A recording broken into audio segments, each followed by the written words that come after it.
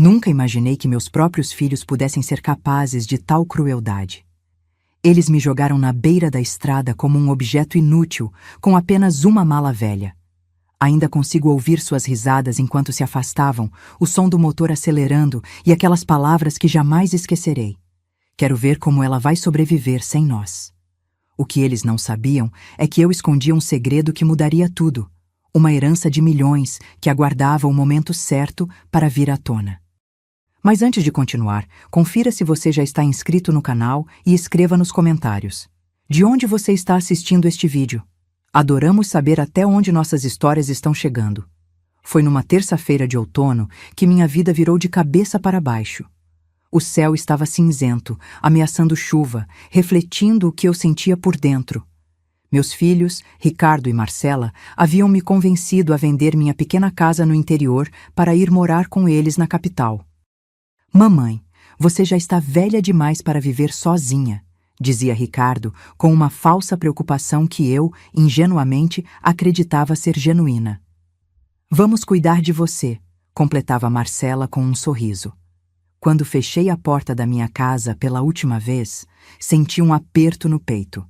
Aquelas paredes guardavam as memórias de 40 anos com meu falecido marido, Antônio.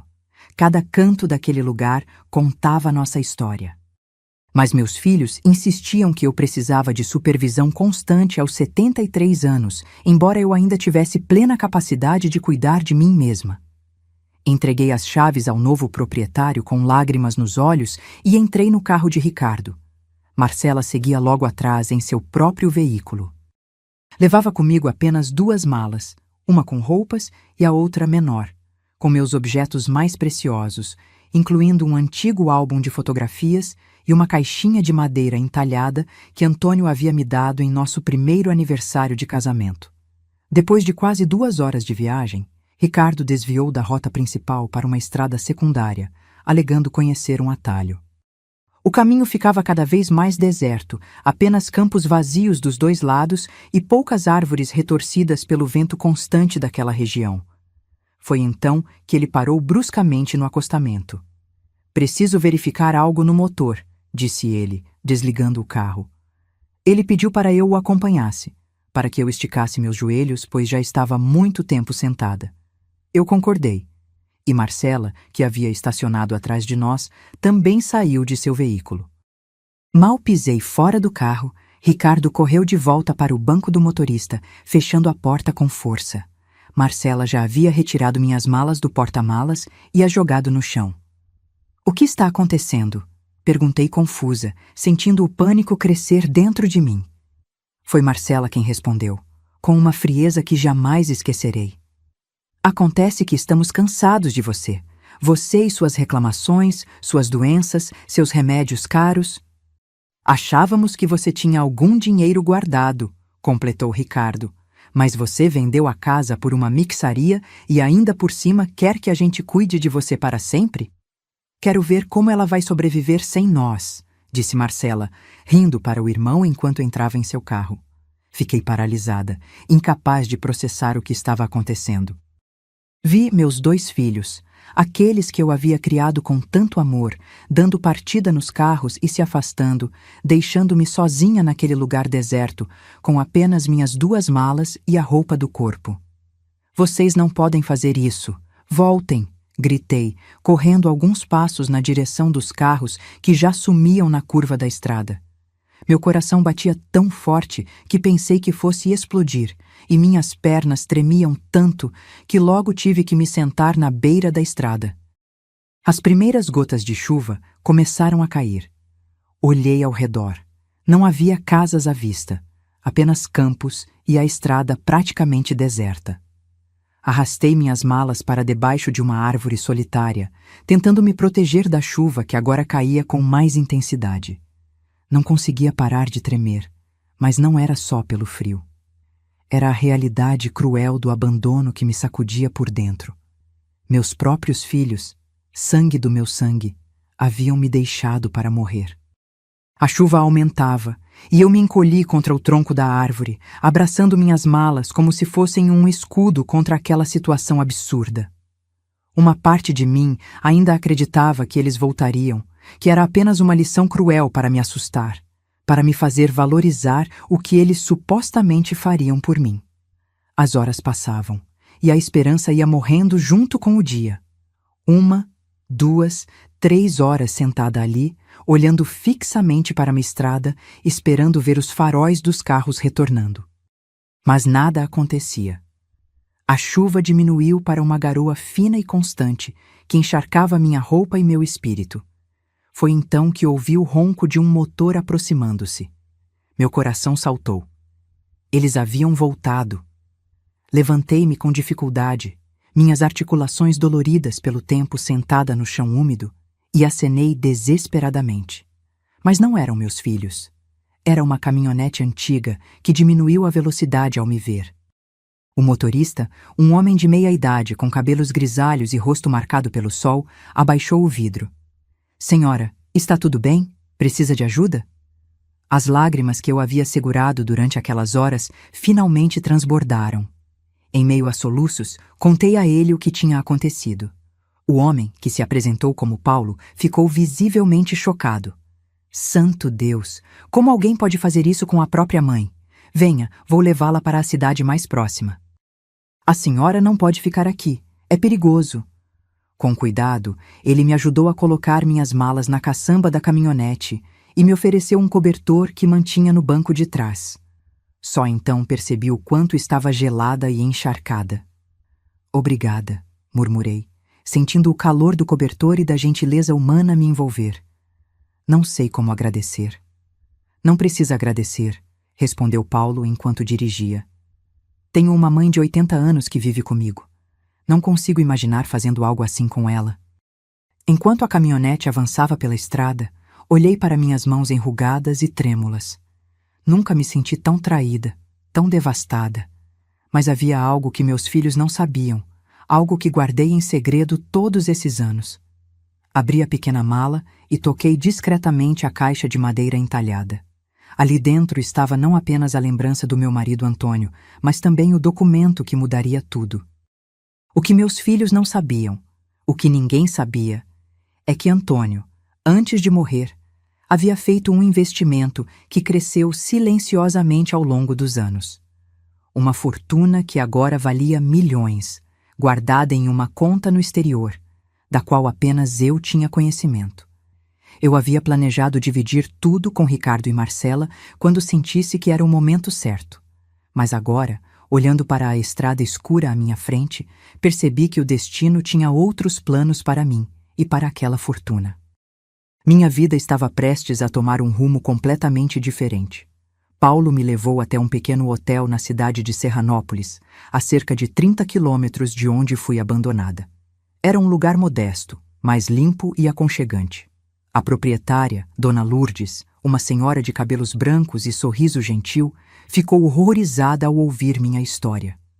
"Isso é desumano!" exclamou ela indignada.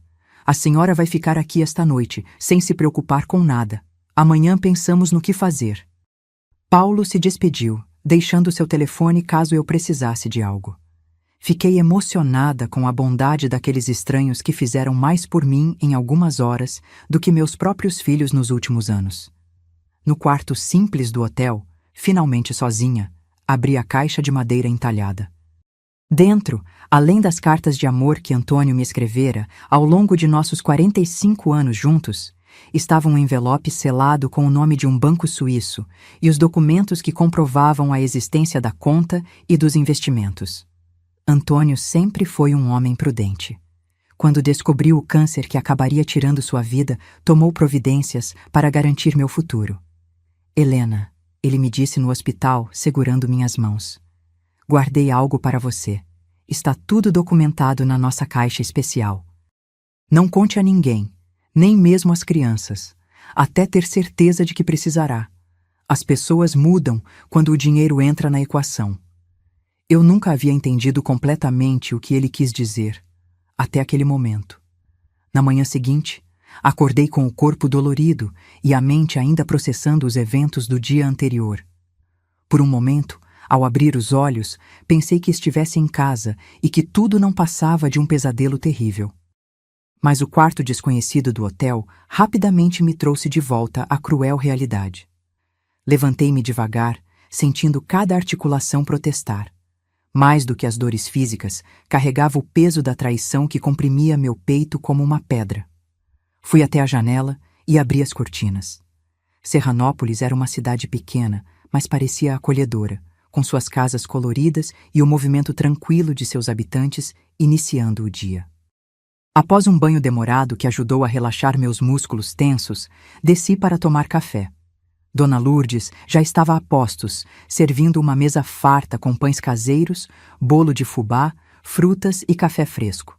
"Bom dia, Dona Helena. Dormiu bem? Parece melhor hoje", disse ela com um sorriso caloroso. "O máximo que poderia, considerando as circunstâncias", respondi, tentando retribuir o sorriso. "Obrigada pela hospitalidade." Enquanto comia, contei mais detalhes sobre minha vida para Dona Lourdes, omitindo apenas a parte da herança. Falei de Antônio, de como criamos nossos filhos, de como sempre tentei ser uma boa mãe. "Como eles puderam fazer isso comigo, Dona Lourdes? O que eu fiz de errado na criação deles?" "A senhora não fez nada errado", ela respondeu, colocando sua mão enrugada sobre a minha. "Alguns filhos simplesmente não valorizam o que têm até que seja tarde demais. A ganância e o egoísmo são males do nosso tempo." Depois do café, Dona Lourdes me apresentou ao sobrinho dela, Gabriel, um jovem advogado que tinha um pequeno escritório na cidade. Relutante a princípio, acabei concordando em conversar com ele. Precisava de orientação legal para acessar minha herança e, mais importante, precisava de alguém confiável para me ajudar. No modesto escritório de Gabriel, contei quase toda a minha história. Quando cheguei na parte da herança, hesitei. Poderia confiar naquele jovem que mal conhecia? Mas havia algo em seus olhos sinceros que me fez continuar. "Dona Helena, o que vou lhe contar agora precisa ficar entre nós", disse, baixando a voz. "Meu marido deixou para mim uma herança considerável em uma conta na Suíça. Meus filhos não sabem disso. E depois do que aconteceu, não pretendo que saibam tão cedo." Gabriel ajustou os óculos, visivelmente surpreso. "Entendo. A senhora tem os documentos necessários para acessar essa conta?" Mostrei a ele os papéis que guardava na caixa de madeira. Ele os examinou com atenção, fazendo anotações ocasionais. "Dona Helena, esses documentos parecem estar em ordem, mas precisaremos verificar com o banco e tomar algumas providências. Também sugiro registrarmos um boletim de ocorrência pelo abandono que a senhora sofreu. Isso é crime, sabia?" Balancei a cabeça, sentindo uma mistura de tristeza e raiva. "Não quero processá-los, pelo menos não agora. Só quero seguir minha vida e mostrar a eles que posso viver muito bem sem sua ajuda." Gabriel respeitou minha decisão, mas insistiu no boletim de ocorrência como medida de precaução. Concordei, e naquela mesma tarde fomos à pequena delegacia de Serranópolis. O delegado, um homem de meia-idade chamado Carlos, ouviu minha história com uma indignação crescente. "Isso é abandono de incapaz, Dona Helena. É crime grave. Vamos registrar o boletim e podemos dar início a um processo criminal contra seus filhos." Mais uma vez, expliquei que não queria processar Ricardo e Marcela. Não ainda. O delegado respeitou minha vontade, mas deixou claro que o boletim ficaria registrado caso eu mudasse de ideia. De volta ao hotel, comecei a pensar seriamente no futuro. Não poderia ficar ali para sempre, dependendo da bondade de Dona Lourdes. Com a ajuda de Gabriel, entrei em contato com o Banco Suíço. O processo seria um pouco burocrático, mas em algumas semanas eu teria acesso ao dinheiro. Enquanto isso, decidi explorar Serranópolis. Era uma cidade tranquila, com um clima agradável e pessoas acolhedoras. Caminhando pelas ruas de paralelepípedos, passei por uma pequena casa com uma placa de "Vende-se" no jardim. Parei para admirá-la. Era de um amarelo suave, com janelas brancas e um jardim florido, embora um pouco descuidado. Algo naquela casa falou diretamente ao meu coração. No dia seguinte, pedi a Gabriel que investigasse a casa. Descobrimos que pertencia a uma família que havia se mudado para o exterior e estava à venda há algum tempo. O preço era razoável e eu poderia pagar com uma pequena parte da minha herança, assim que tivesse acesso a ela. A senhora está pensando em ficar em Serranópolis? Perguntou Gabriel surpreso. Por que não? Não tenho para onde voltar, e as pessoas aqui têm sido mais família para mim do que meus próprios filhos. Além disso, esta cidade me lembra um pouco o lugar onde cresci. Gabriel sorriu. Seria uma honra tê-la como moradora permanente, Dona Helena. 3 semanas depois, recebi a notícia que tanto esperava. O dinheiro estava disponível. A soma era ainda maior do que eu imaginava. Antônio havia feito investimentos inteligentes que multiplicaram o valor original. Era suficiente para comprar não apenas a Casa Amarela, mas para viver confortavelmente pelo resto da vida e ainda deixar uma quantia significativa para qualquer causa que eu escolhesse. No dia em que assinei os papéis da compra da casa, senti uma estranha mistura de emoções. Havia tristeza pelo abandono, mas também uma inesperada sensação de liberdade e possibilidade. Aos 73 anos, eu estava começando uma nova vida, em um lugar novo, com pessoas que me acolheram sem pedir nada em troca. A casa precisava de reparos e contratei trabalhadores locais para ajudar. Paulo, o caminhoneiro que me resgatara na estrada, tinha um irmão que era carpinteiro e ele refez todos os armários e consertou o telhado. O sobrinho de Dona Lourdes, além de me ajudar com as questões legais, conhecia um bom pintor que renovou todas as paredes. Em poucos meses, a Casa Amarela se transformou em um verdadeiro lar. Plantei um jardim com todas as flores que sempre sonhei ter. Instalei uma pequena horta nos fundos e decorei cada cômodo com cuidado e carinho. Nas paredes, coloquei algumas fotografias antigas. Eu e Antônio jovens, nosso casamento, momentos felizes em família. As fotos de Ricardo e Marcela adultos ficaram guardadas em uma gaveta. Eu ainda não estava pronta para vê-los todos os dias. Comecei a fazer parte da comunidade. Descobri que havia um centro para idosos na cidade, onde eles ofereciam aulas de artesanato, yoga adaptada e outras atividades. Matriculei-me em todas. Também me ofereci como voluntária na biblioteca local, lendo histórias para crianças 2 vezes por semana. Minha vida ganhou um ritmo agradável e significativo. Fiz amigos, principalmente entre os frequentadores do centro de idosos e os pais das crianças para quem eu lia histórias. Todos conheciam minha história. Em uma cidade pequena como Serranópolis, notícias viajam rápido e me tratavam com um respeito e carinho que me aqueciam o coração. 6 meses depois do abandono, recebi uma ligação inesperada. Era Gabriel. Dona Helena, seus filhos estão procurando por você. Entraram em contato com a delegacia de Serranópolis. Meu coração disparou. Uma parte de mim ainda esperava por este momento. Ainda queria acreditar que eles se arrependeram, que sentiram minha falta, que me amavam apesar de tudo.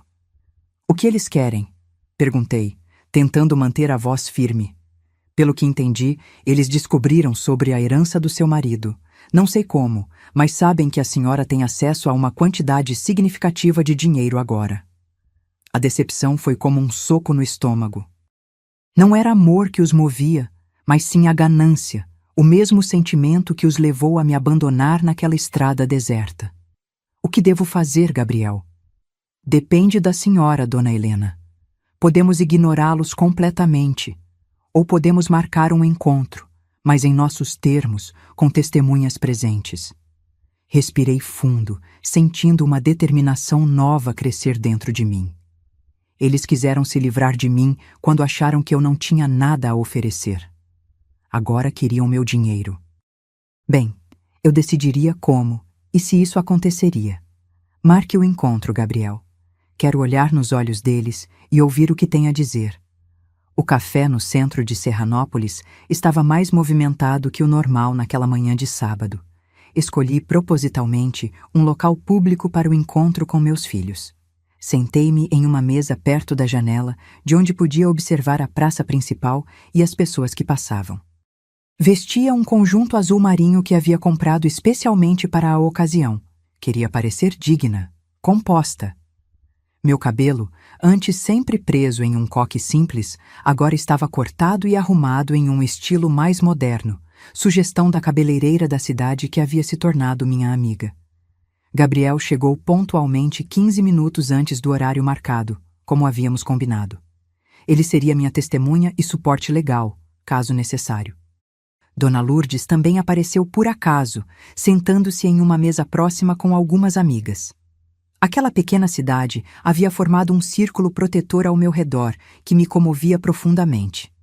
"Está preparada, Dona Helena?" perguntou Gabriel, sentando-se ao meu lado. "Tanto quanto poderia estar", respondi, ajustando nervosamente a xícara de chá que havia pedido. "Ainda não acredito que estou aqui, esperando por eles." Exatamente às 10 horas, vi o carro deles estacionando do outro lado da rua. Ricardo desceu primeiro, seguido por Marcela. Mesmo à distância, pude notar que ambos pareciam tensos. Ricardo vestia um terno que parecia caro demais para suas posses, e Marcela usava um vestido elegante que nunca havia visto antes. A imagem deles assim, arrumados como se fossem para uma reunião de negócios, só confirmou minhas suspeitas sobre o motivo real da visita. Quando entraram no café e me viram, suas expressões mudaram.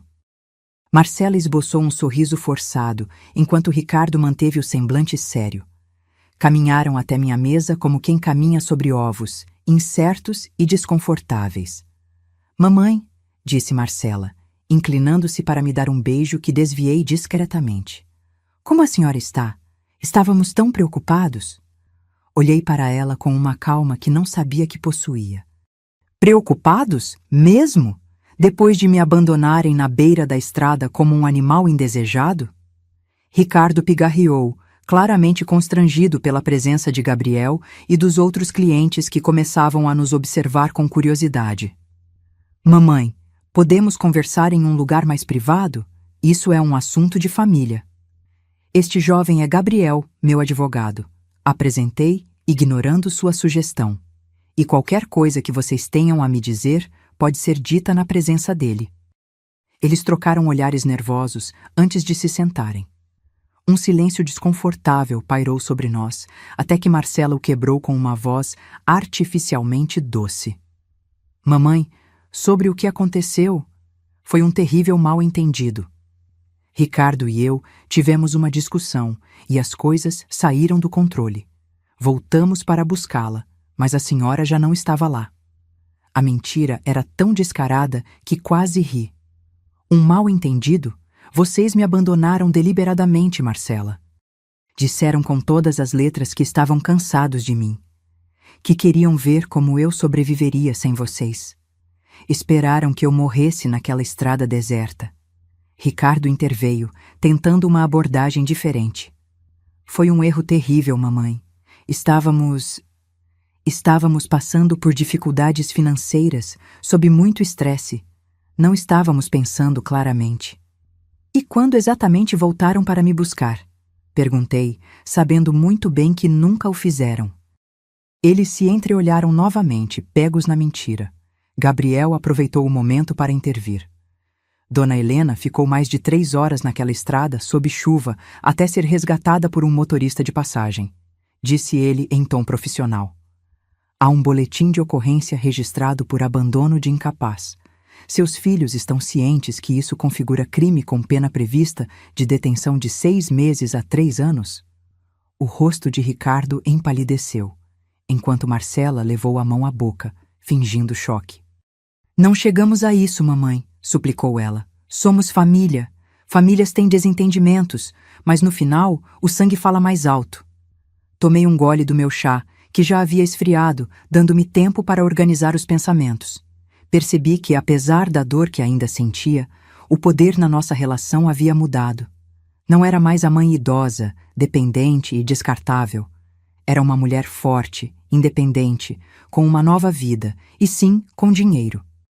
"Vocês não estão aqui pela família", disse finalmente, olhando cada um nos olhos. "Estão aqui pelo dinheiro." De alguma forma, descobriram sobre a herança que seu pai deixou. Eles não negaram. A expressão em seus rostos era toda a confirmação que eu precisava.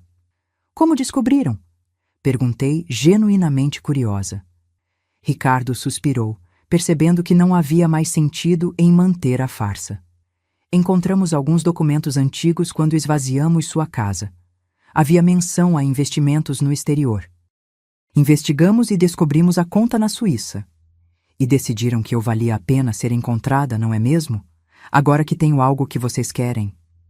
Não é assim, mamãe, protestou Marcela, mas sua voz já não tinha a mesma convicção. É exatamente assim, respondi, mantendo a calma. Vocês me jogaram fora como um objeto inútil quando acharam que eu seria apenas um fardo. Agora que sabem que tenho dinheiro, subitamente sou a mãe amada que vocês procuraram desesperadamente. Gabriel interveio novamente. Devo informar que Dona Helena já tomou todas as medidas legais necessárias para proteger seu patrimônio. Qualquer tentativa de obter acesso indevido a esses recursos será tratada como crime financeiro. Ricardo se ajeitou na cadeira, claramente desconfortável. Mamãe, não viemos aqui para tomar seu dinheiro, é seu por direito. Só queríamos reconectar, nos desculpar. Desculpar? Repeti, sentindo a raiva finalmente emergir através da minha calma aparente. Vocês têm ideia do que eu passei? Do medo que senti naquela estrada, sozinha, sob a chuva? Da humilhação de ser resgatada por estranhos? Da dor de perceber que meus próprios filhos, que eu criei com tanto amor, me consideravam descartável? Lágrimas começaram a escorrer pelo meu rosto, mas não eram mais lágrimas de desespero ou tristeza.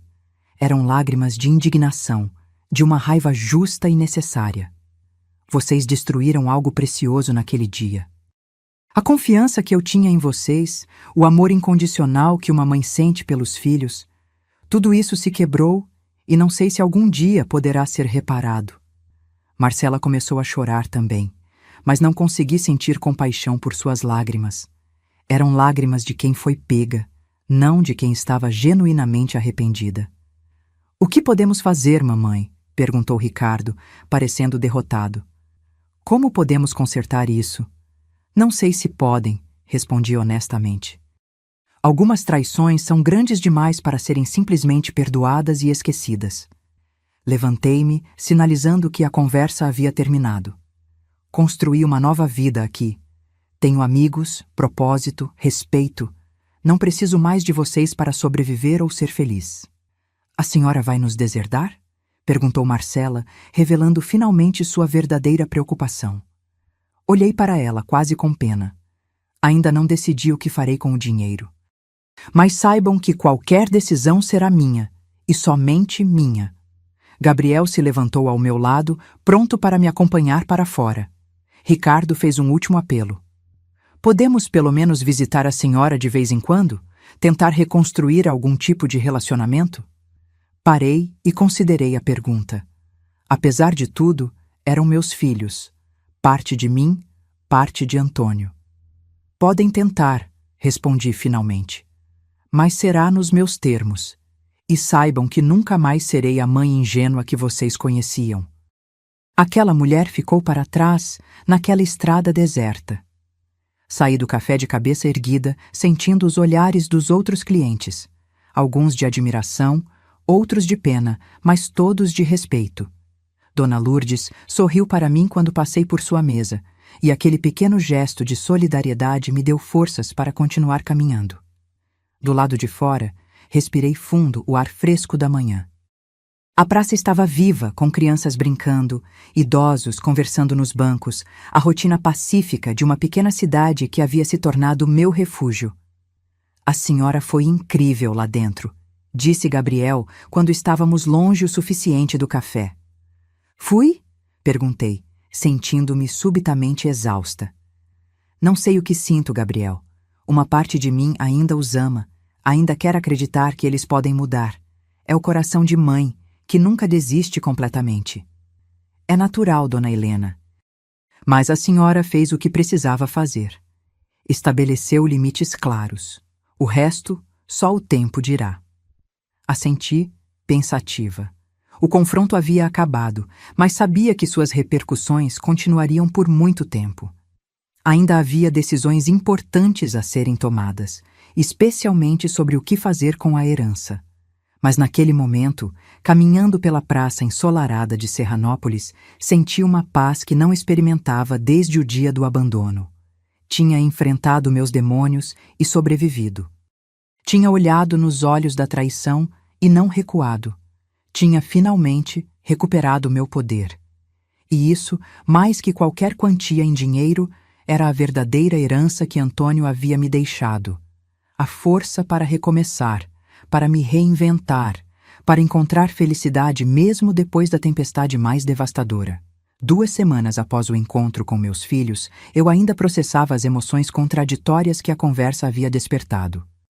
Uma tarde, enquanto regava as flores no meu jardim, percebi que precisava de algo mais em minha vida, um propósito maior que simplesmente sobreviver e reconstruir minha rotina.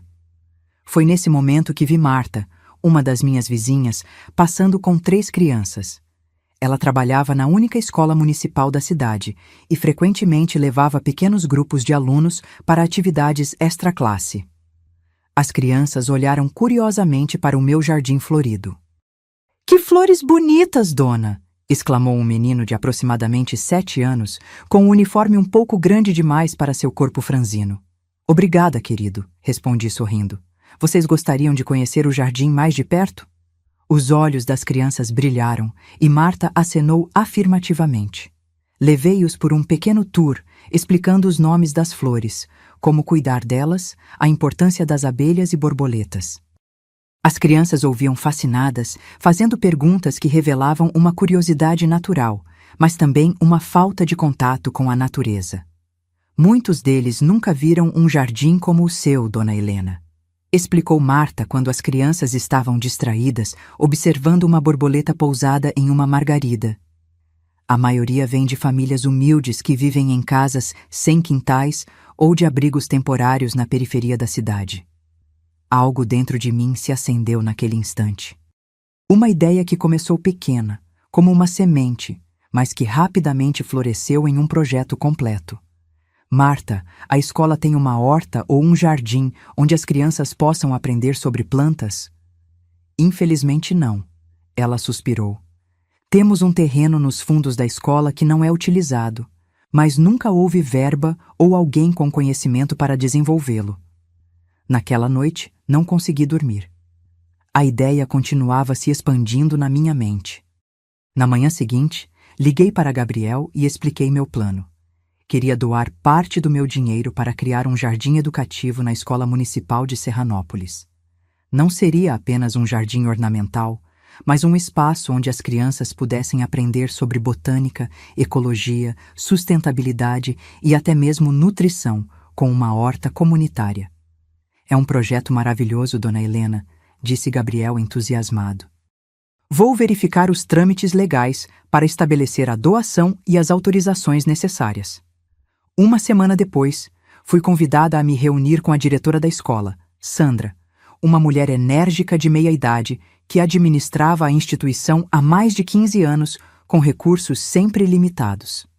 Quando expliquei meu projeto e mencionei a quantia que estava disposta a investir, ela não conseguiu conter as lágrimas. "A senhora não faz ideia do impacto que isso terá na vida dessas crianças", disse ela, segurando minhas mãos. "Muitos deles nunca tiveram a oportunidade de plantar uma semente e vê-la crescer." O projeto Jardim de Saberes, como foi batizado, começou a tomar forma rapidamente. Contratei um arquiteto paisagista de uma cidade vizinha para desenhar o espaço, incorporando áreas de plantio, um pequeno anfiteatro verde para aulas ao ar livre, uma estufa modesta e um sistema de captação de água da chuva. Fiz questão de me envolver pessoalmente em cada etapa. Participava das reuniões de planejamento, ajudava a selecionar as espécies de plantas, priorizando nativas e alimentícias, e até mesmo acompanhava as obras nos finais de tarde, quando o canteiro estava mais tranquilo. Foi durante uma dessas visitas que conheci seu Joaquim, um senhor de 80 anos que havia sido agricultor a vida toda e agora vivia com a filha em Serranópolis. Ele passou pelo local, observou o trabalho por alguns minutos e, com a sabedoria característica dos antigos homens do campo, apontou: "Esse solo precisa de mais composto orgânico se vocês quiserem que as frutíferas vinguem." Convidei-o para uma conversa e, em poucos minutos, percebi que estava diante de um tesouro vivo de conhecimentos tradicionais sobre agricultura. Seu Joaquim conhecia os ciclos da lua para plantio, técnicas de compostagem, métodos naturais de controle de pragas, saberes que não se aprendem em livros, mas são passados de geração em geração. Seu Joaquim, o senhor gostaria de fazer parte deste projeto? Seria uma honra ter alguém com seu conhecimento orientando nossas crianças. Os olhos dele brilharam, revelando um homem que, como eu, sentia falta de um propósito. A senhora não imagina como sinto falta de meter as mãos na terra. Minha filha não me deixa mais trabalhar na roça por causa da minha pressão alta, mas ensinar, isso eu ainda posso fazer. Assim, nosso projeto ganhou um consultor técnico muito especial. Seu Joaquim vinha 3 vezes por semana, sempre com disposição renovada.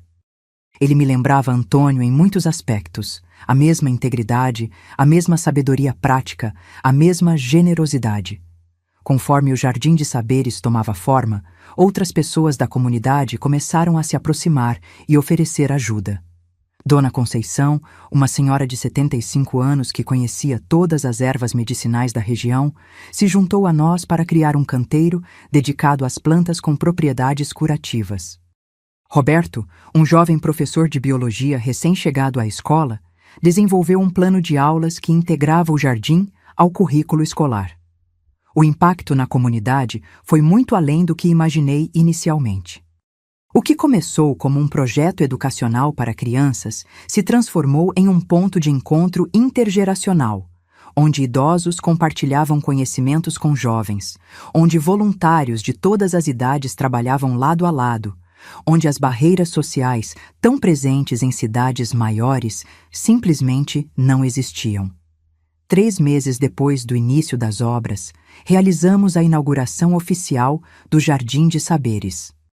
O espaço estava magnífico, canteiros floridos, uma horta já produzindo verduras e legumes, árvores frutíferas ainda pequenas mas promissoras, um sistema de irrigação eficiente alimentado pela água da chuva coletada. Toda a cidade compareceu. As crianças da escola apresentaram poemas e músicas sobre a natureza.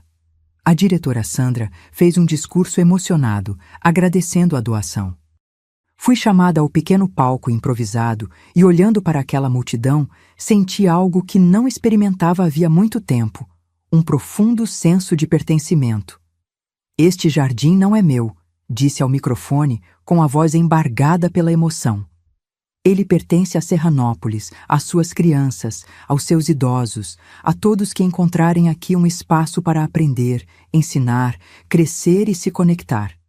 É a minha forma de agradecer a esta cidade que me acolheu quando eu mais precisava. As palavras saíram naturalmente, vindas do coração. Enquanto falava, vislumbrei no fundo da multidão 2 rostos familiares, Ricardo e Marcela.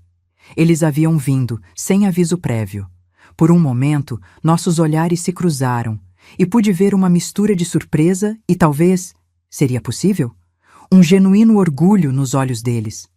Não fui ao encontro deles após a cerimônia, e eles também não vieram falar comigo. Talvez ainda não fosse o momento. Talvez nunca seria. Mas o simples fato de estarem ali, testemunhando o que eu havia construído, significava algo que eu ainda não estava pronta para definir. Naquela noite, sozinha em casa, refleti sobre a jornada extraordinária que havia vivido nos últimos meses.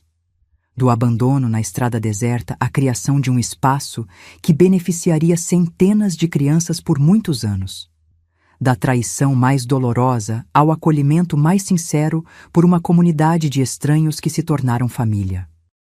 Olhei para a caixa de madeira entalhada que Antônio me dera, agora guardando não apenas os documentos da herança, mas também recortes de jornal sobre o Jardim de Saberes, desenhos que as crianças me deram, sementes raras que seu Joaquim me confiou. Antônio, sussurrei no silêncio da noite, como se ele pudesse me ouvir. Você sempre soube, não é? Sabia que um dia eu precisaria reinventar minha vida. Sabia que o dinheiro que você guardou seria não apenas para minha sobrevivência, mas para me dar a liberdade de encontrar um novo propósito. Adormeci com uma sensação de paz que jamais imaginei possível depois do trauma do abandono. A dor ainda estava lá, provavelmente sempre estaria, mas agora era acompanhada de gratidão, esperança e um propósito maior que transcendia minha própria história. O Jardim de Saberes rapidamente se tornou o coração da comunidade. Além das atividades escolares regulares, começamos a oferecer oficinas de jardinagem aos fins de semana, cursos de culinária saudável usando os alimentos da horta e um programa especial onde idosos compartilhavam seus conhecimentos tradicionais com as crianças. 2 vezes por semana eu ia até lá para dar aulas de jardinagem. Ver os olhos das crianças brilhando quando uma semente que elas plantaram começava a brotar era uma recompensa que nenhum dinheiro poderia comprar. Elas me chamavam carinhosamente de Vovó das Flores, um título que eu carregava com mais orgulho do que qualquer diploma. Uma tarde, enquanto ensinava um grupo de crianças a fazer mudas de sálvia, notei uma menina que se mantinha afastada do grupo. Ela parecia ter uns 9 anos, cabelos negros presos em 2 tranças, olhos grandes e tristes. Aproximei-me devagar e me agachei ao lado dela, respeitando seu espaço. "Não gosta de mexer na terra?" perguntei suavemente. Ela balançou a cabeça negativamente, mas depois de alguns segundos de silêncio, confessou em voz baixa. "Minha avó adorava plantar. Ela morreu no mês passado." Senti meu coração apertar. "Sinto muito, querida. Como você se chama?" "Luísa", respondeu ela, ainda olhando para o chão. "Sabe, Luísa, há uma crença antiga que diz que quando plantamos algo pensando em alguém que já se foi, essa pessoa fica feliz onde estiver. É como uma forma de manter a conexão com eles." Os olhos dela finalmente encontraram os meus, com uma fagulha de interesse. "Verdade? Muitas pessoas acreditam nisso. Quer tentar plantar algo para sua avó?" Depois de hesitar brevemente, Luísa concordou. Fomos até um canteiro especial que havíamos reservado para plantas com significados especiais. Ali, ajudei-a a plantar uma muda de lavanda, que ela disse ser o cheiro favorito da avó. Agora, sempre que vier aqui, pode cuidar desta plantinha. E cada vez que ela crescer mais forte e florescer, será como um abraço da sua avó. Luísa sorriu pela primeira vez, um sorriso tímido, mas genuíno. Antes de ir embora naquele dia, ela me abraçou espontaneamente. Um abraço rápido, mas cheio de significado. Aquele momento com Luísa me fez pensar em como jardins podem ser espaços de cura. Para ela, para mim, para tantos outros que encontravam no Jardim de Saberes um lugar para processar perdas, reconstruir conexões, encontrar propósito. Nas semanas seguintes, notei que Luísa sempre chegava mais cedo para cuidar de sua lavanda. Aos poucos, ela começou a se interessar por outras plantas, a interagir com as outras crianças, a sorrir mais. Sua transformação silenciosa me emocionava profundamente, pois eu me reconhecia nela, ambas aprendendo a florescer novamente, após uma perda dolorosa. 6 meses após a inauguração do Jardim de Saberes, recebi um telefonema inesperado de Gabriel. "Dona Helena, Ricardo está aqui no meu escritório. Ele quer conversar com a senhora, sozinho, sem a Marcela." A menção do nome do meu filho ainda provocava uma mistura complexa de emoções. Amor, mágoa, saudade, desconfiança. Respirei fundo antes de responder. "Sobre o que ele quer conversar, Gabriel?" Ele não entrou em detalhes comigo, mas parece diferente, mais contido, talvez até humilde. "A decisão é sua, é claro. Posso dizer que a senhora não está disponível." Após alguns segundos de reflexão, concordei em encontrá-lo, não em minha casa, que era meu refúgio sagrado, mas no próprio Jardim de Saberes, um terreno neutro onde me sentia segura e fortalecida. No dia seguinte, às 4 da tarde, vi Ricardo chegando ao jardim.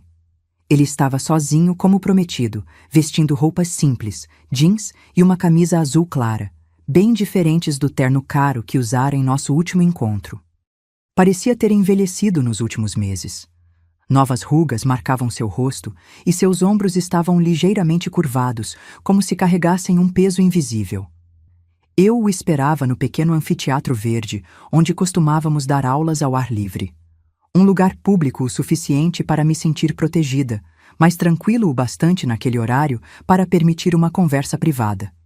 Ricardo se aproximou hesitante, claramente nervoso. Quando chegou perto, notei algo que não havia visto antes. Seus olhos, tão parecidos com os de Antônio, estavam marejados. "Olá, mãe", disse ele com a voz embargada. "Olá, Ricardo", respondi, mantendo a compostura. "Sente-se, por favor." Ele se sentou ao meu lado no banco de madeira, mantendo uma distância respeitosa. Por alguns momentos, ficamos em silêncio, observando as crianças que trabalhavam com seu Joaquim do outro lado do jardim, preparando o solo para o plantio de legumes de inverno. "Este lugar é incrível", comentou finalmente. "Todo mundo na cidade fala dele, do bem que está fazendo." "Obrigada", respondi simplesmente. "Por que quis me ver, Ricardo?" Ele respirou fundo, como quem reúne coragem. "Mãe, eu vim pedir perdão. Não pelo dinheiro, não para tentar reaver alguma herança. Vim porque não consigo mais viver com o que fiz." Suas palavras pareciam sinceras, mas eu já havia sido enganada antes. Mantive-me em silêncio, esperando que continuasse. "Desde aquele dia na estrada não tenho paz. Acordo no meio da noite pensando na senhora, sozinha na chuva. O que fizemos, o que eu fiz, foi imperdoável." "Por que agora, Ricardo? O que mudou?" Ele passou a mão pelo rosto, enxugando uma lágrima que escapara. "Marcela e eu brigamos. Ela ainda está obcecada com a ideia de conseguir parte da herança, mas eu percebi que o dinheiro não importa. Perdi minha mãe por causa de ganância, por causa de uma estupidez sem tamanho." Fez uma pausa, reunindo pensamentos. "Há 2 semanas, vi uma senhora idosa esperando o ônibus debaixo de chuva. Por um momento, pensei que fosse a senhora. Parei o carro e ofereci carona. Não era, claro, mas aquela senhora me agradeceu de um jeito, me lembrou a senhora, e eu desabei no carro depois de deixá-la em casa. Chorei como não chorava desde criança." Seus ombros tremiam agora, enquanto tentava controlar o choro. Uma parte de mim queria abraçá-lo, consolá-lo como fazia quando ele era pequeno.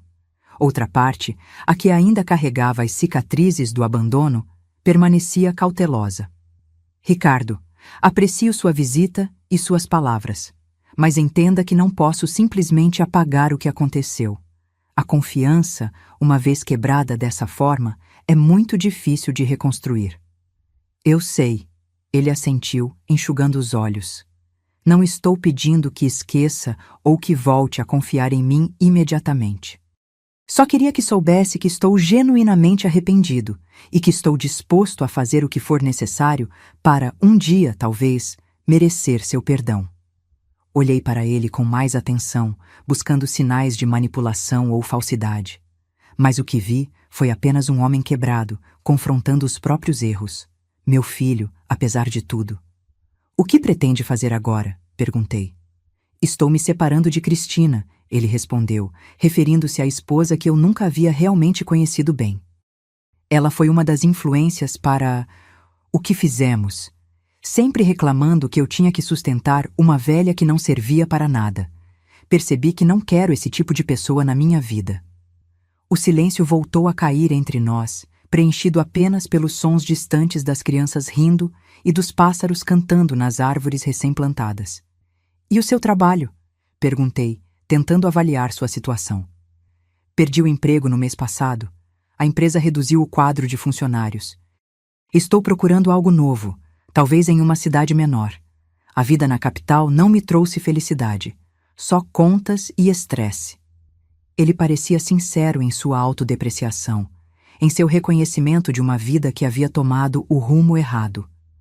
"Mãe, não vim pedir dinheiro. Vim porque precisava dizer pessoalmente o quanto me arrependo.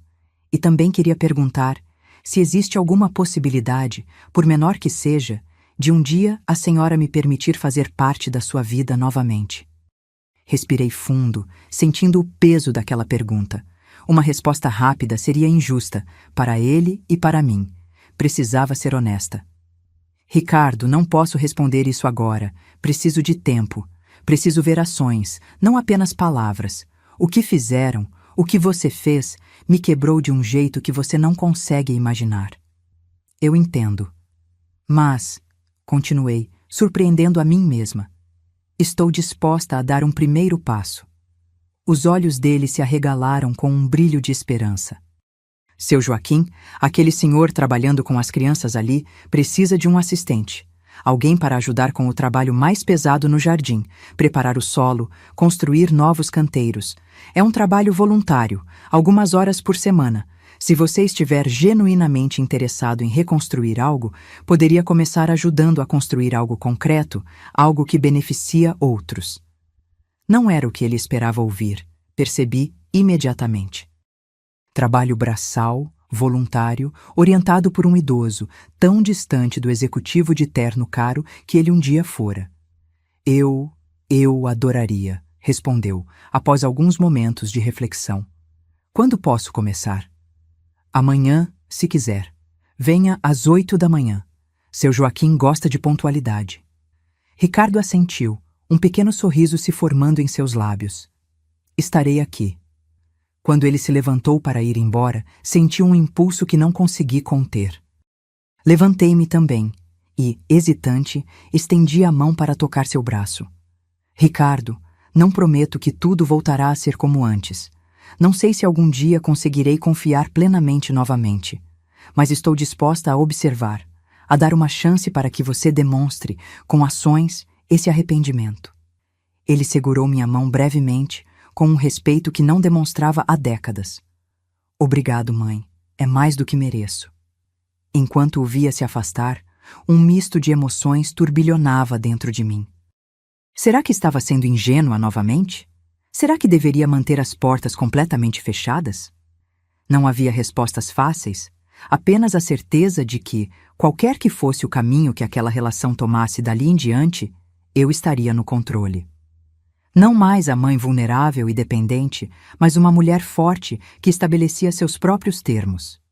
Para minha surpresa, Ricardo realmente apareceu na manhã seguinte, pontualmente às 8 horas, vestido adequadamente para o trabalho manual, com botas e luvas. Seu Joaquim, que eu havia prevenido sobre a situação, recebeu-o com a severidade gentil, que era sua marca registrada. Observei de longe enquanto ele explicava a Ricardo como preparar o solo para o novo canteiro de ervas aromáticas. Nas semanas seguintes, Ricardo vinha 3 vezes por semana, sempre pontual, sempre disposto a fazer qualquer tarefa, por mais suja ou cansativa que fosse. No início, suas mãos macias de executivo se encheram de bolhas. Depois, calos começaram a se formar. Ele nunca reclamava, nunca pedia tratamento especial. Trabalhava silenciosamente, falando apenas quando necessário, ouvindo com atenção as orientações de seu Joaquim, que aos poucos começou a tratá-lo com menos desconfiança. Nosso relacionamento evoluía lentamente. Nos primeiros dias, mal nos falávamos. Depois, começamos a trocar algumas palavras sobre o trabalho no jardim, o clima, as plantas. Gradualmente, conversas mais substanciais surgiram. Sobre sua busca por emprego, sobre minha vida em Serranópolis, sobre memórias menos dolorosas do passado. Um mês depois do início desse arranjo, Gabriel me procurou com novidades sobre Marcela. Ela entrou com uma ação judicial, dona Helena. Está contestando a validade da escritura da sua casa, alegando que a senhora não tinha condições mentais de realizar a compra sem assistência. E também está pedindo uma investigação sobre a conta na Suíça, alegando que a senhora está escondendo recursos que seriam parte de uma herança familiar. Senti uma fadiga profunda ao ouvir essas palavras. Enquanto Ricardo parecia genuinamente arrependido e disposto a reconstruir nossa relação nos meus termos, Marcela escolhia o caminho da hostilidade e da ganância. O que devemos fazer, Gabriel? Já estou preparando nossa defesa. Temos todos os documentos em ordem, avaliações médicas que comprovam sua plena capacidade mental, testemunhas do seu comportamento equilibrado desde que chegou à cidade. Juridicamente, estamos em posição forte, mas será desgastante, completei, e doloroso. Ele assentiu compreensivo. Dona Helena, se me permite a sugestão, a senhora pode resolver isso de uma vez por todas, de uma forma que Marcela não espera. Como? Faça um testamento claro e detalhado. Defina exatamente como quer que seus bens sejam distribuídos após seu falecimento, espero que daqui a muitas décadas. Estabeleça condições, se quiser. E isso tiraria qualquer poder de manipulação que Marcela pensa ter. A ideia fez sentido imediato. Um testamento seria uma forma de retomar completamente o controle sobre minha vida e meu legado. Nos dias seguintes, refleti profundamente sobre o que queria deixar como herança. Não apenas bens materiais, mas valores, princípios, um legado que transcendesse o dinheiro. O Jardim de Saberes havia se tornado minha verdadeira paixão, e as crianças que o frequentavam, especialmente aquelas em situação de vulnerabilidade, como a pequena Luísa, ocupavam um lugar especial no meu coração. Quando finalmente me sentei com Gabriel para redigir o testamento, tinha ideias claras e bem definidas. Quero criar uma fundação, expliquei. A Fundação Antônio e Helena, dedicada a manter o Jardim de Saberes e expandir seu trabalho para outras comunidades. A maior parte da herança irá para esta fundação. Gabriel tomava notas, impressionado com a clareza dos meus planos. Para Ricardo, deixarei uma quantia modesta, suficiente para recomeçar a vida com dignidade, mas não o bastante para que se acomode. E apenas se ele continuar demonstrando, através de ações concretas, que realmente mudou. E quanto a Marcela? Suspirei, sentindo o peso daquela decisão. Para Marcela, deixarei a mesma quantia que deixarei para Ricardo, mas em forma de um fundo que só poderá ser acessado para tratamento médico ou emergências comprovadas. O restante, ela receberá apenas se demonstrar uma mudança genuína de atitude nos próximos anos. A senhora tem certeza dessas condições? Elas podem ser contestadas juridicamente. Tenho. E quero uma cláusula adicional. Se algum deles contestar judicialmente o testamento, perderá automaticamente o direito a qualquer parte da herança, que será integralmente destinada à fundação. Gabriel assentiu, admirado com minha firmeza. Isso certamente desencorajará disputas legais. Quando o testamento ficou pronto, devidamente registrado e protegido por todas as garantias legais possíveis, senti como se um peso tivesse sido retirado dos meus ombros. Pela primeira vez desde o abandono, tinha pleno controle sobre meu destino e sobre o legado que deixaria. Decidi que Ricardo deveria saber sobre o testamento. Não os detalhes específicos, mas o fato de que ele existia e que incluía condições relacionadas ao comportamento futuro dele e de Marcela. Numa tarde tranquila no Jardim de Saberes, depois que ele havia terminado de construir um novo sistema de irrigação para a horta, chamei-o para uma conversa. Ricardo, fiz meu testamento, disse diretamente. Ele me olhou surpreso, mas não demonstrou ansiedade ou ganância. Entendo. E fico feliz que a senhora esteja organizando essas questões com tranquilidade. Quero que saiba que suas atitudes nos próximos anos e as de Marcela determinarão o que receberão quando eu me for. Não estou usando isso como ameaça ou manipulação, apenas estabelecendo consequências claras para escolhas futuras. Ele assentiu, pensativo. É justo. E honestamente, mãe, depois de tudo o que fiz, eu não esperaria nem merecia nada. Estou aqui porque quero reconstruir nossa relação, não pelo dinheiro. Pela primeira vez desde o reencontro, percebi que talvez, apenas talvez, houvesse uma chance real de reconciliação com pelo menos um dos meus filhos. Não uma reconciliação baseada no esquecimento ou na negação do passado, mas em um novo entendimento, em novos termos, em uma relação adulta reconstruída sobre alicerces mais honestos. Os anos seguintes trouxeram transformações profundas não apenas para mim, mas para toda a comunidade de Serranópolis.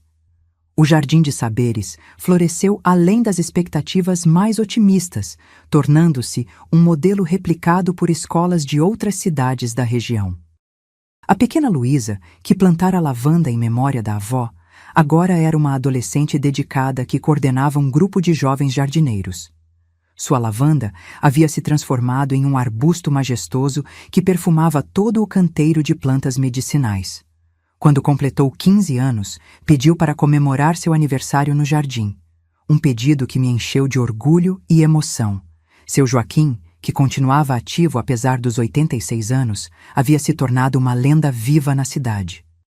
Suas técnicas de agricultura tradicional, antes vistas como ultrapassadas, agora eram valorizadas por sua sustentabilidade e respeito ao meio ambiente. Um professor da Universidade Estadual vinha regularmente documentar seus conhecimentos para um livro sobre saberes populares agrícolas. Ricardo surpreendeu a todos, inclusive a mim mesma, com sua transformação. Depois de meses como voluntário no jardim, conseguiu um emprego como administrador em uma cooperativa agrícola da região. Mudou-se para Serranópolis, alugando uma casa simples perto da Praça Central. Lentamente, começou a reconstruir sua vida sem os excessos materiais de antes, mas com uma serenidade que nunca havia demonstrado. Nossa relação evoluiu para algo que eu não ousaria imaginar após o abandono. Não era a mesma relação mãe-filho de antes. Aquela havia morrido naquela estrada deserta. Era algo novo, mais maduro, baseado em respeito mútuo e limites claros. Jantávamos juntos uma vez por semana. Conversávamos sobre o jardim, sobre a vida na cidade, sobre o futuro. Raramente falávamos do passado, e quando o fazíamos, era com uma honestidade crua que, embora dolorosa, ajudava no processo de cura. Marcela seguiu um caminho diferente. Depois que sua ação judicial foi rejeitada pelo juiz, tentou outras estratégias para obter parte da herança, desde manipulação emocional até ameaças veladas. Quando nada funcionou, afastou-se completamente.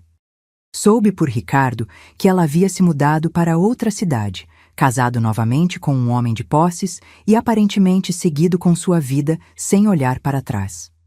Por vezes, ainda sonhava com uma reconciliação completa com minha filha. Enviava-lhe cartões de aniversário e de Natal, mantendo uma porta aberta caso ela algum dia decidisse passar por ela. Mas também havia aprendido a aceitar que algumas rupturas talvez nunca se curassem completamente, e que isso era parte da vida, não uma falha minha como mãe. Quando completei 80 anos, a cidade organizou uma festa surpresa no Jardim de Saberes. Fiquei emocionada ao ver tantas pessoas reunidas.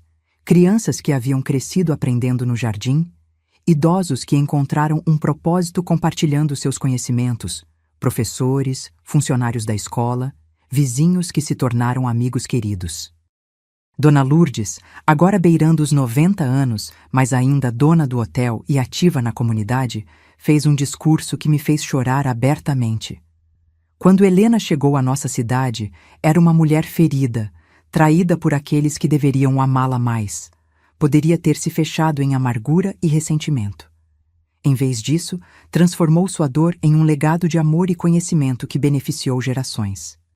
O Jardim de Saberes não é apenas um espaço físico, é um símbolo do que podemos criar quando escolhemos amor em vez de ódio, generosidade em vez de mesquinhez, comunidade em vez de isolamento. Ricardo estava presente na festa, discreto como se tornara seu costume, mas visivelmente orgulhoso. Ele havia se tornado um homem diferente daquele executivo arrogante que me abandonara na estrada, mais calmo, mais reflexivo, mais conectado com o que realmente importava. Embora nosso relacionamento nunca tivesse voltado a ser o que era antes, havíamos construído algo novo que, de certa forma, era até mais valioso por ser baseado em escolhas conscientes e não apenas em laços de sangue. Para minha completa surpresa, entre os presentes na festa estava Marcela. Ela veio sozinha, parecendo desconfortável e fora de lugar com seu conjunto caro e suas joias ostensivas. Quando nossos olhares se cruzaram, vi algo em seus olhos que não consegui decifrar completamente. Uma mistura de arrependimento, curiosidade e talvez até uma pontada de inveja. Não corri até ela, nem fiz uma cena. Apenas acenei discretamente, reconhecendo sua presença. Mais tarde, quando a festa já estava terminando, ela se aproximou hesitante. "Feliz aniversário, mãe", disse formalmente, estendendo um pequeno pacote embrulhado em papel dourado. Não sabia o que comprar para alguém que parece ter tudo o que precisa. O comentário poderia soar irônico, ou até maldoso, mas percebi que havia uma pergunta implícita ali. Como eu havia conseguido construir uma vida tão plena depois de tudo o que acontecera? "Obrigada por vir, Marcela", respondi, aceitando o presente. "E não tenho tudo o que preciso. Sempre senti falta de você." Ela desviou o olhar, visivelmente desconfortável com a honestidade direta. "Este lugar é incrível", comentou, olhando ao redor para o jardim iluminado por lanternas coloridas. "Nunca imaginei que a senhora seria capaz de criar algo assim." "Eu também não", confessei. "Mas a vida tem um jeito interessante de nos surpreender, não é mesmo?" Conversamos por alguns minutos. Nada profundo, nada transformador. Apenas palavras educadas entre duas mulheres que um dia haviam sido mãe e filha e agora eram quase estranhas. Quando ela se despediu, não houve promessas de visitas futuras ou de reconstrução de laços. Apenas um adeus civilizado que poderia significar qualquer coisa. Mais tarde, sozinha em casa, abri o presente. Era um broche de ouro em forma de flor. Caro, elegante, impessoal. Anexo, um cartão com apenas algumas palavras. "Talvez um dia possamos conversar de verdade. Marcela." Aquele "talvez" pairou em minha mente por muitos dias. Não alimentei expectativas exageradas, mas guardei aquela pequena semente de possibilidade em um canto do coração. O tempo havia me ensinado que a vida raramente segue os caminhos que planejamos, tanto para o bem quanto para o mal. A Fundação Antônio e Helena foi oficialmente estabelecida no meu 81º aniversário. Com o apoio legal de Gabriel, criei uma estrutura que garantiria a continuidade do Jardim de Saberes e permitiria a expansão do projeto para outras comunidades. Ricardo aceitou meu convite para fazer parte do conselho administrativo. Não como meu filho, mas como alguém que havia provado seu compromisso com a visão do projeto. O tempo passou mais rápido do que eu poderia imaginar. Aos 85 anos, meus passos já não eram tão firmes e precisava da ajuda de uma bengala para caminhar pelo jardim que tanto amava. Mas minha mente permanecia clara e cada dia trazia novas alegrias e descobertas. Certa manhã de primavera, recebi uma visita inesperada. Uma jovem mulher de aproximadamente 25 anos bateu à minha porta. Tinha os mesmos olhos de Marcela, o mesmo formato de rosto, mas havia uma gentileza em sua expressão que me lembrava Antônio. "Dona Helena, meu nome é Carolina, sou filha da Marcela, sua neta." Fiquei paralisada por alguns instantes, incapaz de processar completamente o que estava acontecendo. Marcela nunca havia mencionado uma filha e Ricardo também nunca falara de uma sobrinha. "Por favor, entre", consegui dizer finalmente, abrindo mais a porta. Carolina entrou timidamente, carregando uma pequena mala. Sentamo-nos na sala e ela começou a explicar. "Minha mãe me teve quando tinha 40 anos, de seu segundo casamento.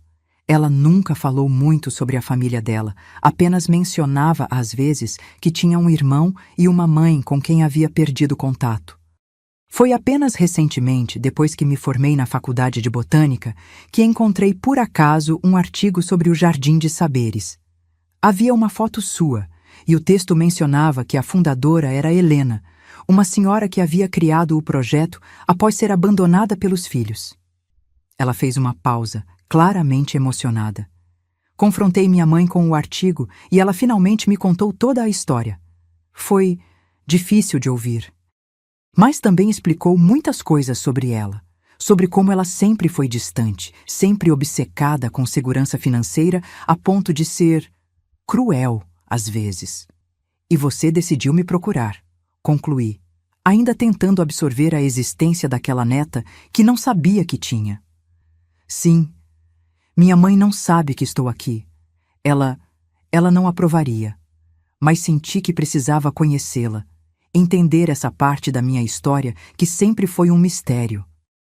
Naquele momento, olhando para Carolina, tão jovem, tão corajosa por buscar a verdade mesmo contra a vontade da mãe, senti uma onda de emoção que não consegui conter. Lágrimas escorreram pelo meu rosto enrugado. Você se parece com seu avô, disse, pegando um retrato de Antônio que mantinha sobre a mesa. Tem os olhos dele, e algo na maneira como segura a cabeça, um pouco inclinada quando está concentrada. Carolina sorriu, tocando o retrato com reverência. Mãe nunca fala dele. Tem apenas uma foto antiga, escondida em uma gaveta. Acho que as memórias são dolorosas para ela. Nem todas as memórias são dolorosas, respondi. Tenho tantas histórias felizes para contar sobre seu avô. Sobre os primeiros anos com seus pais, quando eram pequenos e a vida era mais simples. Naquela tarde, compartilhei com Carolina histórias que havia guardado por anos. Memórias preciosas de uma época em que éramos uma família feliz. Falei de Antônio, de seu caráter, de sua sabedoria, de como ele sempre via o melhor nas pessoas. Mostrei-lhe álbuns de fotografias amareladas pelo tempo, onde Ricardo e Marcela sorriam inocentemente, ainda não tocados pela ganância e ressentimentos que viriam mais tarde. Carolina ficou em Serranópolis por uma semana. Todos os dias vinha à minha casa e juntas explorávamos o Jardim de Saberes. Seu conhecimento de botânica impressionou até mesmo seu Joaquim, agora com 92 anos e ainda supervisionando o jardim com olhos atentos. No último dia de sua visita, ela me fez uma pergunta que eu temia. Vovó, posso chamá-la assim? A senhora acha que minha mãe algum dia pode mudar? Que ela pode se arrepender de verdade do que fez? Refleti longamente antes de responder. Não queria alimentar falsas esperanças, nem cortar completamente a possibilidade de redenção. Carolina, aprendi que as pessoas podem mudar quando realmente desejam, quando enfrentam suas próprias sombras com honestidade. Seu tio Ricardo é prova disso. Mas a mudança não pode ser forçada nem manipulada. Vem de dentro de uma decisão profunda e pessoal. Sua mãe precisa fazer essa jornada por si mesma, se e quando estiver pronta. Ela assentiu, compreensiva além de sua idade. Vou continuar tentando alcançá-la, disse com determinação. E voltarei para visitá-la, se me permitir. Há tanto que quero aprender sobre nossa família, sobre o jardim, sobre a senhora. Esta sempre será sua casa, Carolina, respondi emocionada. E você sempre terá um lugar especial no meu coração. Quando ela partiu, senti uma mistura agridoce de alegria e melancolia. Por um lado, havia ganhado uma neta maravilhosa que parecia encarnar o melhor de nossa família. Por outro, a distância de Marcela parecia ainda mais dolorosa agora, sabendo que ela tinha escondido de mim não apenas a si mesma, mas também minha própria neta por tantos anos. Nos meses seguintes, Carolina manteve contato frequente através de cartas e ligações. Ocasionalmente, mencionava conversas difíceis com Marcela sobre o passado, sobre mim, sobre a possibilidade de reconciliação. Não alimentei grandes expectativas, mas também não fechei meu coração para a possibilidade. Foi em meu 86º aniversário que o inesperado aconteceu. Carolina havia me avisado que viria para a pequena celebração que fazíamos anualmente no Jardim de Saberes. O que ela não mencionou foi que não viria sozinha. Quando vi Marcela entrando no jardim ao lado da filha, meu coração quase parou. Ela parecia mais velha do que em nosso último encontro, mas cansada também. Havia algo diferente em seu olhar, menos altivo, menos defensivo. Ricardo, que já estava na festa, ficou visivelmente tenso ao ver a irmã. Aproximei-me dele e toquei seu braço gentilmente. Está tudo bem, sussurrei. Vamos recebê-la com tranquilidade. Ele assentiu, respirando fundo. Anos de terapia e autorreflexão haviam lhe dado ferramentas para lidar com situações difíceis sem reagir impulsivamente. Marcela se aproximou hesitante, claramente desconfortável e vulnerável de uma maneira que nunca havia demonstrado antes. Feliz aniversário, mãe, disse, estendendo um buquê de flores silvestres, não compradas em uma floricultura cara, mas aparentemente colhidas à mão. Carolina insistiu que eu viesse. Disse que talvez fosse hora de tentar consertar algumas coisas, enquanto ainda há tempo. Não houve abraços emocionados, nem declarações dramáticas de perdão. Apenas um momento frágil de reconhecimento mútuo, de aceitação da possibilidade, por menor que fosse, de algum tipo de cura. Durante a festa, observei Carolina movendo-se confortavelmente entre mim, Ricardo e Marcela, criando pequenas pontes de comunicação, suavizando arestas com sua presença gentil. Ela era como Antônio nesse aspecto também. Um pacificador natural, alguém que via o melhor nas pessoas mesmo quando elas não conseguiam ver em si mesmas. Mais tarde, quando a maioria dos convidados já havia partido, Marcela pediu para falar comigo a sós. Caminhamos lentamente até o pequeno banco sob a jabuticabeira que havia plantado no primeiro ano do jardim. Carolina me contou sobre a fundação, começou ela, olhando para as próprias mãos.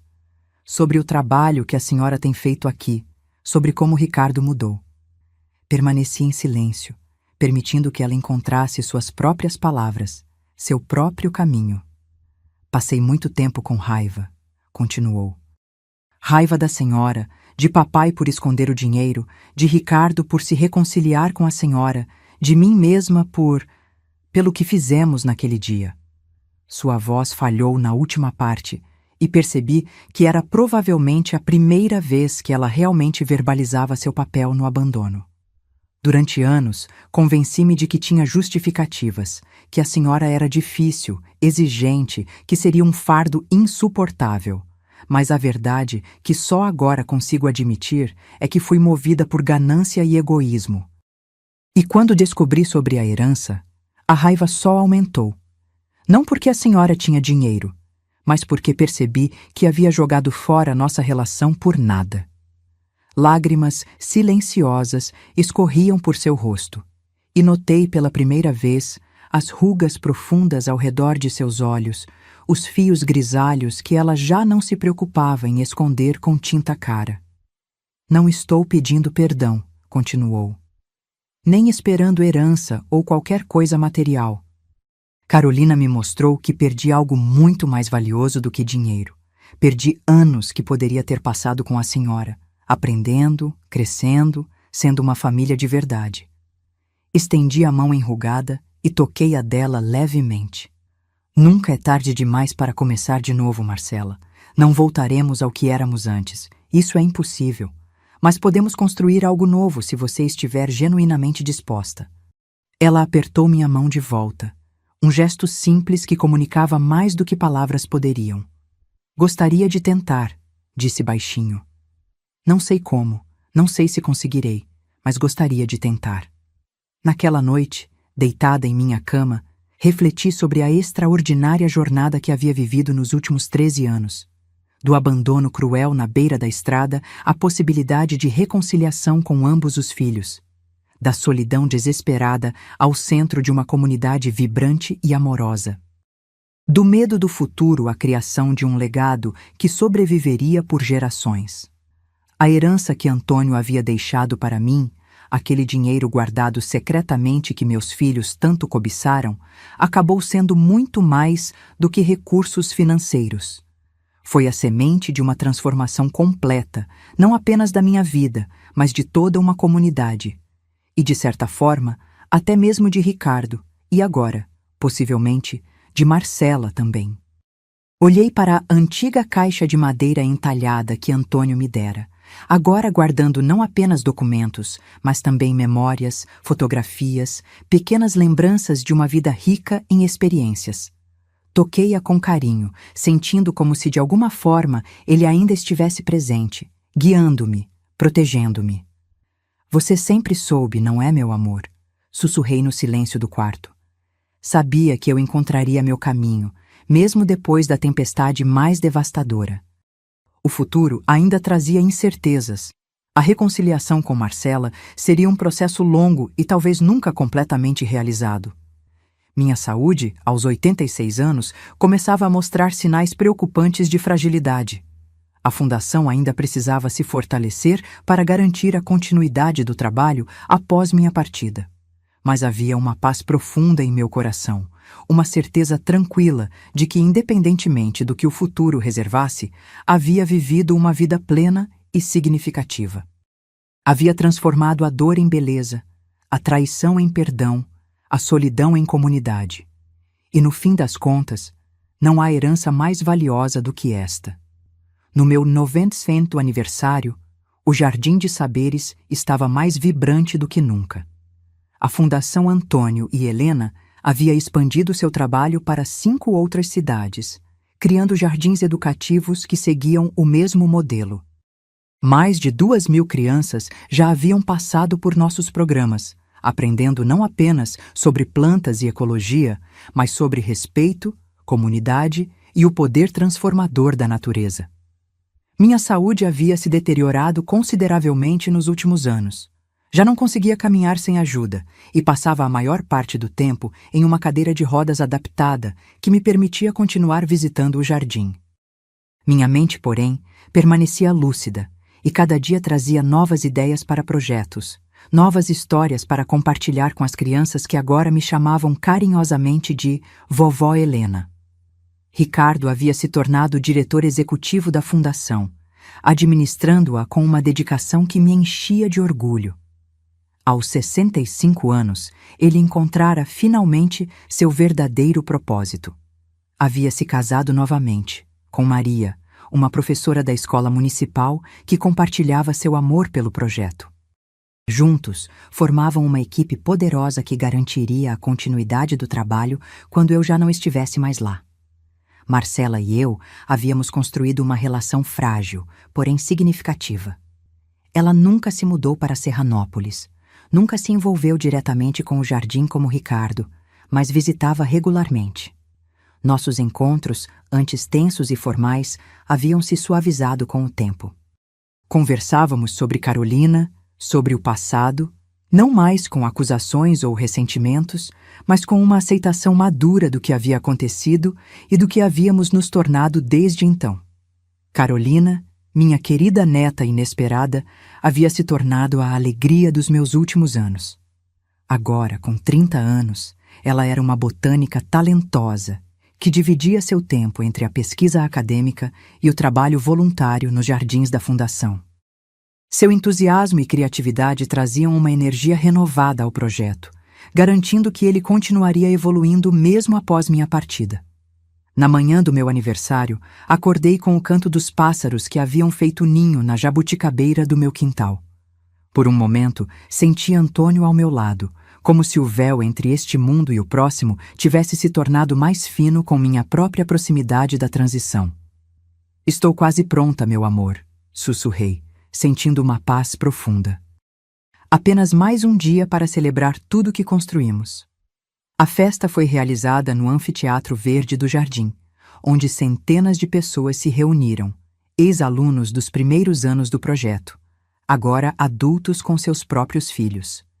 Idosos que haviam compartilhado seus conhecimentos tradicionais, professores, funcionários, vizinhos que se tornaram amigos queridos.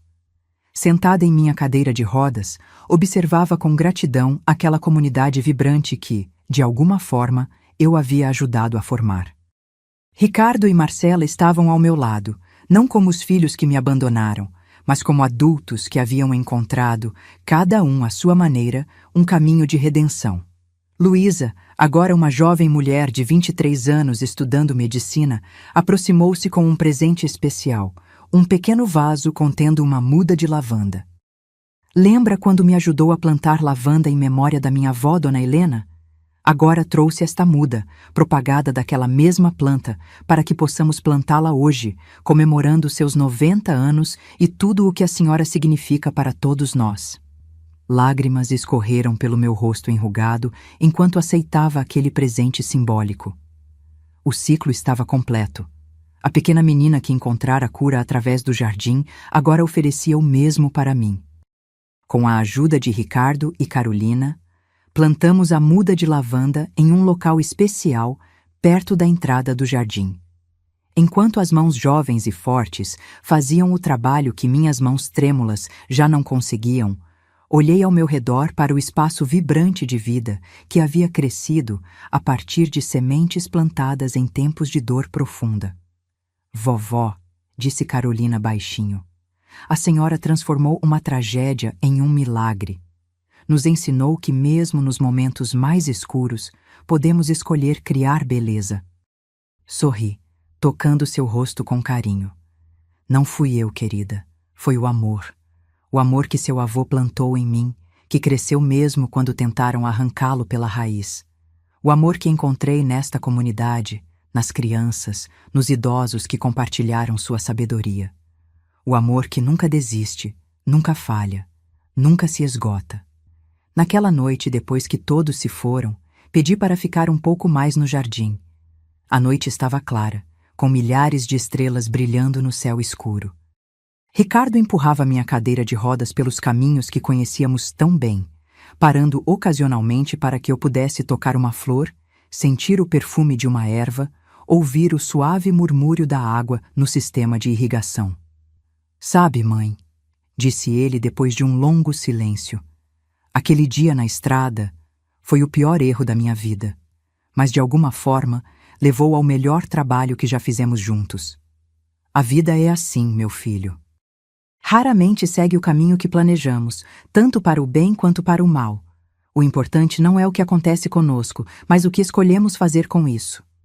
Ele se agachou ao lado da minha cadeira, segurando minha mão enrugada entre as suas. A senhora nos perdoou de verdade? Depois de tudo? Olhei para seu rosto, agora marcado por rugas de expressão que falavam de uma vida vivida com propósito.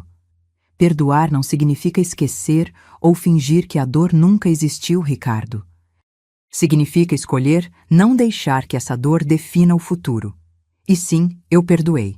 Primeiro a mim mesma, por talvez não ter sido a mãe perfeita que vocês precisavam. Depois a vocês, por serem humanos capazes tanto de crueldade quanto de redenção. Ele assentiu com lágrimas nos olhos. Passaremos isso adiante, mãe. O trabalho da fundação, o jardim, as lições que a senhora nos ensinou, seu legado viverá por gerações. Este é o verdadeiro significado de herança, respondi, olhando para as estrelas. Não o dinheiro que Antônio deixou, mas os valores, as sementes de transformação que plantamos juntos. Essas nunca morrem, apenas se multiplicam. 3 meses depois, em uma manhã tranquila de primavera, parti pacificamente durante o sono. Encontraram-me com um leve sorriso no rosto, como se estivesse tendo um sonho agradável. Meu funeral foi realizado no Jardim de Saberes, como havia deixado especificado em meu testamento. Não houve roupas pretas, nem lamentos exagerados. Apenas histórias compartilhadas, música suave e centenas de sementes distribuídas para que cada pessoa presente plantasse uma em sua própria casa ou comunidade. A caixa de madeira entalhada que Antônio me dera ficou com Carolina, junto com diários que havia escrito nos últimos anos, documentando não apenas minha jornada pessoal, mas também o crescimento do projeto e as lições aprendidas ao longo do caminho. Ricardo e Marcela, juntos pela primeira vez em muitos anos, sem tensão ou ressentimento, plantaram uma árvore em minha memória. Uma jabuticabeira que levaria anos para dar frutos, mas que um dia proporcionaria sombra e alimento para muitas gerações futuras. A Fundação Antônio e Helena continuou florescendo sob a liderança de Ricardo e a orientação técnica de Carolina. Novas ideias foram implementadas, novos jardins foram criados, novas vidas foram tocadas. O legado se expandiu de maneiras que eu jamais poderia ter imaginado naquele dia terrível quando fui abandonada na beira da estrada. E assim, a história da herança escondida transformou-se na história de uma herança compartilhada, não de dinheiro ou propriedades, mas de amor, conhecimento, reconciliação e esperança. A verdadeira riqueza que descobri não estava na conta suíça que Antônio deixou, mas na capacidade infinita do coração humano de se regenerar, de perdoar, de criar beleza mesmo depois da devastação mais completa. Como as sementes que plantamos no jardim, essa herança continua a se multiplicar, espalhando-se muito além dos limites de uma pequena cidade no interior, tocando vidas que nunca conheci e nunca conhecerei. E talvez essa seja a maior dádiva de todas, saber que mesmo após nossa partida, as flores que plantamos continuarão a florescer, as árvores que cultivamos continuarão a dar frutos, e o amor que compartilhamos continuará a encontrar novos corações para habitar, em um ciclo eterno de renovação e esperança. Agora, se você gostou dessa história, clica em se inscrever e me diz nos comentários qual parte te deixou de queixo caído. E não esqueça de se tornar membro para ter acesso a vídeos exclusivos que não posto aqui. Te espero lá.